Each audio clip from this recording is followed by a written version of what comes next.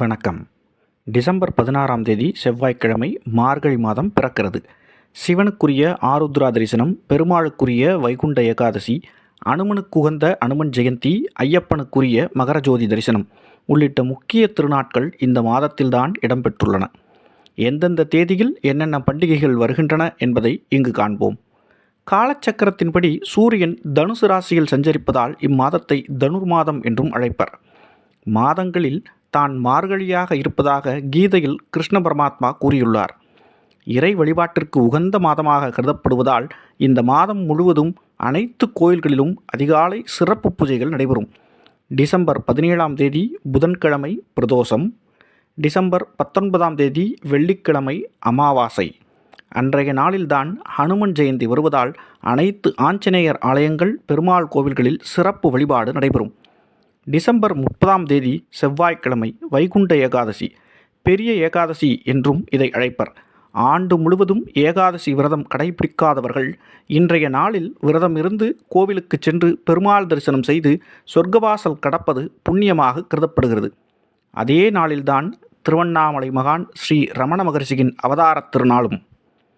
ஜனவரி 1 வியாழக்கிழமை 2026ஆம் ஆண்டு பிறப்பு, ஆங்கில புத்தாண்டு. அன்றைய நாள் பிரதோஷம், சிவன் நந்தியை வழிபட உகந்த நாள்.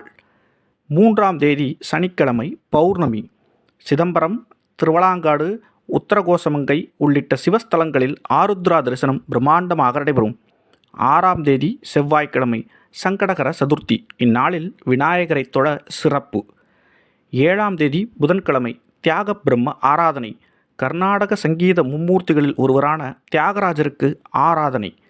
திருவையாற்றில் ஏராளமான கர்நாடக சங்கீத வித்வான்கள் ஒன்று கூடி பஞ்சரத்ன கீர்த்தனை பாடி தியாகராஜருக்கு புகழஞ்சலி செலுத்துவர். 9ஆம் தேதி வியாழக்கிழமை தேய்பிறை சஷ்டி, முருக வழிபாட்டிற்கு உகந்த நாள். 12ஆம் தேதி திங்கட்கிழமை விவேகானந்தர் பிறந்த நாள். 14ஆம் தேதி புதன்கிழமை போகி பண்டிகை. சபரிமலையில் மகர ஜோதி தரிசனம். இந்நாளில் சபரிமலையில் ஐயப்பன் ஜோதி வடிவில் தோன்றி பக்தர்களுக்கு அருள்பாலிப்பார். ஏராளமான ஐயப்ப பக்தர்கள் மாலை அணிந்து விரதம் கடைபிடித்து இருமுடி கட்டி சபரிமலைக்கு செல்வர். ஜோதி வடிவிலான ஐயப்பனை தரிசித்து அருள் பெறுவர். இத்துடன் மார்கழி மாதமும் நிறைவு பெறுகிறது. மார்கழி மாதம் முழுதும் ஆண்டாள் நாச்சியார் இயற்றிய திருப்பாவை, மாணிக்கவாசகர் இயற்றிய திருவம்பாவை பாசுரங்கள் பாடி இறை அருள் பெற விளைகிறேன். மீண்டும் இன்னொரு பதிவில் சந்திப்போம். நன்றி, வணக்கம். பாரத பயணம் இனிதே தொடரும்.